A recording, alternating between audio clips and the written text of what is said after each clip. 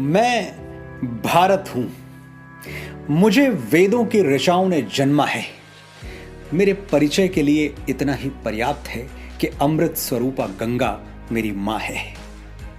मैं भारत हूं। मैं ऋषियों के आश्रम में पला हूं, युग पुरुषों की उंगली थाम के चला हूं और संघर्षों की प्रचंड अग्नि में जला हूं। मेरे इतिहास का पहला पन्ना तब लिखा गया था जब मनुष्य ने समय को दिन और तारीखों में बांटना नहीं सीखा था। 10,000 वर्ष पहले मेरा खाका बनना शुरू हुआ, लेकिन इतना पुराना इतिहास सिद्ध करने के लिए आज मेरे पास साक्ष्य नहीं है।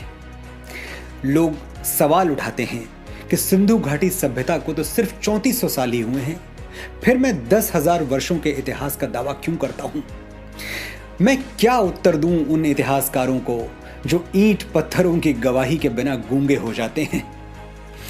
3400 साल पहले के अवशेष तो उन्हें दिखते हैं, लेकिन 5000 वर्ष पहले कुरुक्षेत्र में शस्त्र त्याग चुके अर्जुन को गीता का ज्ञान देते कृष्ण नहीं दिखाई देते। 7000 वर्ष पहले सरयू के तट पर सूर्य को अर्घ देते श्री राम नहीं दिखाई देते और 8000 वर्ष पहले रची गई ऋग्वेद की ऋचाएं नहीं दिखाई देती। आज मानचित्र पर मेरी जो छवि है, मैं हमेशा से ऐसा नहीं था। अनेकों टुकड़ों में कटा हुआ था, जनपदों महाजनपदों में बटा हुआ था। फिर एक दिन तक्षशिला में जन्मे मेरे एक पुत्र ने अपनी शिखा खोल दी और यहीं से मेरे अखंड राष्ट्र बनने का मार्ग भी खुल गया। खंड खंड बिखरे हुए मेरे अंग एक ध्वजा तले सिमट आए। आज की भौगोलिक भाषा में कहूं तो चाणक्य और चंद्रगुप्त ने मुझे बिहार से बलूचिस्तान और कश्मीर से कंधार तक फैला दिया। मैं अपनी भुजाओं का विस्तार देखकर प्रसन्न था, लेकिन अशोक की वीरता अपने दादा चंद्रगुप्त के साम्राज्य को और आगे बढ़ाने के लिए प्रतिज्ञाबद्ध थी। अशोक ने मेरी सीमाएं तक्षशिला से ईरान तक खींच दी। मेरा विस्तार पूरे विश्व को अचंभित कर रहा था, भौगोलिक और आध्यात्मिक दोनों रूपों में। एक तरफ मेरे हाथों में चमकती हुई तलवारें लहरा रही थीं, तो दूसरी ओर मेरे गले से बुद्ध और महावीर की वाणी गूंज रही थी। सदियां बीतती रहीं। मैं समय के धरातल पर कभी दौड़ा, कभी चला, कभी घुटनों के बल रेंगा, लेकिन रुका कभी नहीं।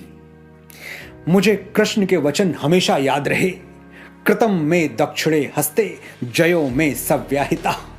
यदि मैं सीधे हाथ से कर्म करूंगा तो मेरे उल्टे हाथ में विजय अवश्य होगी। कर्म योग के सिद्धांत पर चलता हुआ मैं वैभव और संपदा के शिखर पर जा पहुंचा। मुझे सोने की चिड़िया कहा जाने लगा और मेरी चमक सुदूर देशों में बैठे लुटेरों और आक्रमणकारियों को लुभाने लगी। मैसिडोनिया का वो राजा सिकंदर महान, जिसकी सेनाएं विश्व विजय पर निकली थी, वो पर्शिया और गंधार को अपनी शमशीरों से चीरता हुआ मेरी सीमा में दाखिल हो गया। सिकंदर दुनिया का बहुत बड़ा भूभाग जीत चुका था और मुझे जीतने ही वाला था कि मेरा वीर पुत्र पंजाब का राजा पोरस उसके पागल घोड़ों के आगे दीवार बन के खड़ा हो गया। यूनानी इतिहासकारों ने लिखा कि पोरस हारा, सिकंदर विजयी हुआ, लेकिन अफसोस मेरे इतिहासकारों ने कभी इस झूठ को चुनौती नहीं दी। कभी पूछा नहीं यूनानियों से कि अगर सिकंदर जीता तो फिर खाली हाथ भारत से वापस क्यों गया।